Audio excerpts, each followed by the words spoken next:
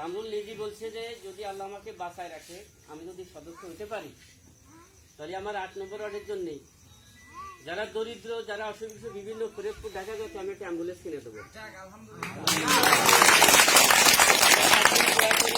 পূর্ণ হোক। যারা একটা কথা বলছে, সে যদি 5 বছর থাকে, আমার 8 নম্বর ওয়ার্ডে যে ট্যাক্স, আমরা ট্যাক্স দিই কিন্তু প্রতি বছর, অনেক দেই নেই, ট্যাক্সের টাকা সে বহন করবে।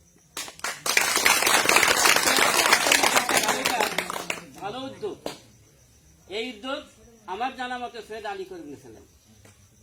সৈয়দ আলী করিম চেয়ারম্যান, উনি তখন ট্যাক্স নিতেন না, উনি বলছিল যে আমি ট্যাক্স মাফ করে দেবো। আল্লাহ তার কথাটা পূর্ণ করেছিল।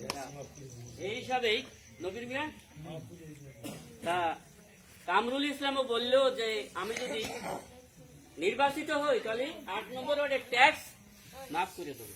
তাহলে কত একটা ভালো কথা, আমাদের প্রতি বছর তো ট্যাক্স দিতে, আমার 100 টাকা দিতে হয়, এই বছর মানে 120 টাকা হয়েছে। উনি আর একটা কথা বলছে, যদি উনি নির্বাচিত হতে পারে তাহলে আমরা যে বয়স্ক ভাতার কার্ড দেই না, বয়স্ক, বিধবা, অন্ধ, পঙ্গু, উনি কারুর কাছে মানে 2টা টাকাও নেবেন না।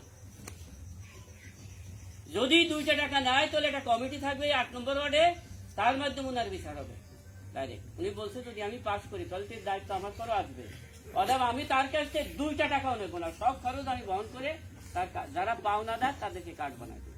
আল্লাহ তার এই আশাকে পূর্ণ করবে। ধন্যবাদ।